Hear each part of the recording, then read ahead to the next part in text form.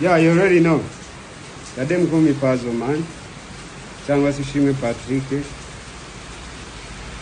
Akakanya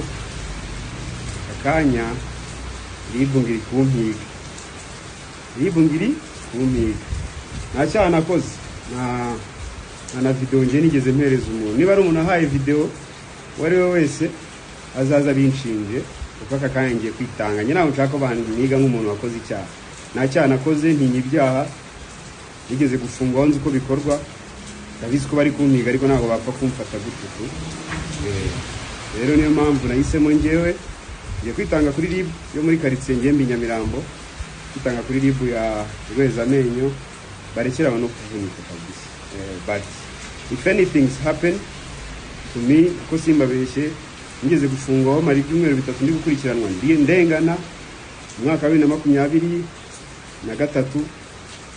mu ntangiriro z'umwaka mu kwa mbere bansanze nagiye gukora ibyena by'inyikoro rwenya. So nago nshaka ko ari umuntu wongera kumpiga nk'uko icyo gihe byagenze nkajyanwa niteguye ntazi ngo ndaziriki ngiye kwitanga nange statement muri kirano. Yeah, thank you so much.